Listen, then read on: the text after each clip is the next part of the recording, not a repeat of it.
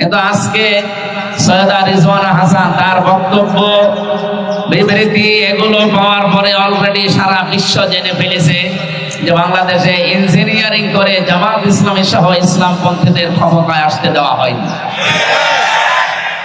আমার মনে হয় মহিলার নামে এখন মামলা দিয়ে তারা গ্রেফতার করে আইনের আওতায় আনা দরকার। কারণ জেনে শুনে কেউ যদি ভুল করে তার ক্ষমা নেই। আপনি না জেনে ভুল করেন, মাফ চান, সেটা আলাদা বিষয়। আপনি তো জেনে শুনে ভুল করলেন। 168টা আসন জামাত ইসলামী সহ যারা 11 দলে আছে তারা পাওয়ার কথা, অথচ রাত 12টার পর থেকে পুরা সিস্টেম উল্টিয়ে মাত্র 68টা দিয়েছে, ওদিকে 100 গায়েব হয়ে গেছে। কেন হয়েছে সেই কথাগুলো এই রিজওয়ানা হাসানের মুখ থেকে এখন সব আস্তে আস্তে প্রকাশ পেয়ে গেছে। যাক, মহিলাকে ধন্যবাদ জানাই যে অন্তত যেভাবেই হোক সত্যটা প্রকাশ। আমি আগেই কইছিলাম 5 আগস্টের যোদ্ধাদেরকে বলে কোনো মহিলা মানুষের রাজনীতি বাংলাদেশে চলবে না।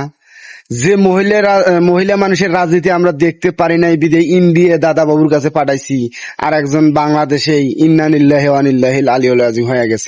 আবার সেই মহিলা মানুষকে জাগা মতন বসাইছেন, আবার সেই প্রশাসনেই ছোট করে সবল মারছে। এখন 168টা আসনের মধ্যে 68টাই দিছে সমন্বয়ের ঘরক, আর 100টাই দিছে বিরোধী দলক। কেমন হয়েছে? নলিপক্ষ চাইছে এই মহিলা মানুষ, যে মহিলা মানুষের বুদ্ধি হাডুন নিছে, আর সেই মহিলা মানুষকেই বসাইছেন সংসদেতে। নলিপক্ষ চাইছে।